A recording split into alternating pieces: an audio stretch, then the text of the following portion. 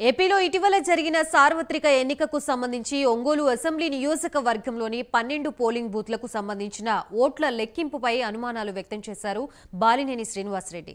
వాటిపై రీకౌంటింగ్ చేయవలసిందిగా ఎన్నికల అధికారుల్ని అభ్యర్థించడంతో వారు ఆమోదించారు. ఒంగోలు అసెంబ్లీ నియోజకవర్గంలోని 12 పోలింగ్ కేంద్రాలకు సంబంధించిన ఓట్లు రీకౌంటింగ్ చేసేందుకు ఖర్చు 5,44,000 రూపాయల్ని బాలినేని శ్రీనివాసరెడ్డి రుసుముగా చెల్లించారు.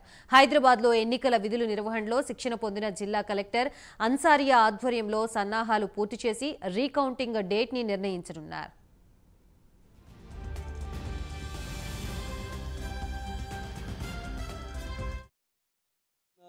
సార్వత్రిక ఎన్నికలు ముగిసిన తదుపరి ఒంగోలు అసెంబ్లీకి సంబంధించి 12 పోలింగ్ బూతుల్లో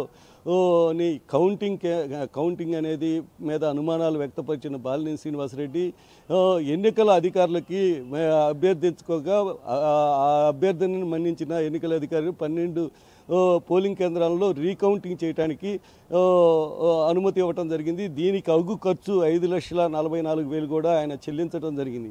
దీనిపై కలెక్టర్ తమీం అన్సారియా అంటే ఇప్పటికే ఆమె హైదరాబాదులో ఎన్నికల నిర్వహణపై శిక్షణ పొంది ఉన్నారు.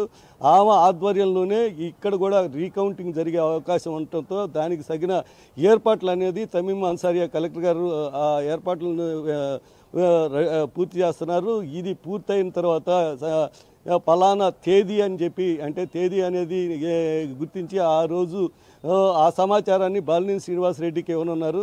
ప్రస్తుతం జరిగిన సార్వత్రిక ఎన్నికల్లో వైసీపీకి సంబంధించి గతంలో ఈ ఒంగోలు మెజార్టీలు చూసుకుంటే గతంలో బాలినేని శ్రీనివాసరెడ్డి 5 సార్లు గెలిచినప్పటికీ ఆయనకి 22-23 వేల ఓట్లు మెజార్టీ రావడం జరిగింది. కానీ ఇప్పటి వరకు ప్రకాశం జిల్లా చరిత్రలో ఒంగోలు నియోజకవర్గంలో కూడా ఇక్కడ 34,600 ఓట్లు అనేది రావటం అనేది సంచలనంగా ఉంది. ఇప్పటి వరకు ఈ మెజార్టీ అనేది ఎవరికి రాకపోవడంతో ఇప్పుడు బాలినేని శ్రీనివాసరెడ్డికి కూడా కొంచెం అనుమానాలు వ్యక్తపరుస్తున్నారు.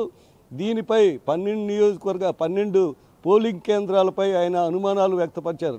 ఈ అనుమానాల వల్లనే ఇప్పుడు ప్రస్తుతం మళ్ళీ దానిపై ఎన్నికల అధికారికి తెలియపరచడం, ఇప్పటివరకు ఇలాంటి మెజార్టీ అనేది రాలేదు, దీని మీద నాకు అనుమానాలు ఉన్నాయి అని అభ్యర్థించుకోవడంతో 12 వార్డులకి మళ్ళీ రీకౌంటింగ్ చేయాలని చెప్పి ఎన్నికల అధికారులు ఆదేశించడం జరిగింది. దానికి అయిన ఖర్చు కూడా ఆయన ఇప్పటికే 5,44,000 ఇవ్వటం జరిగింది.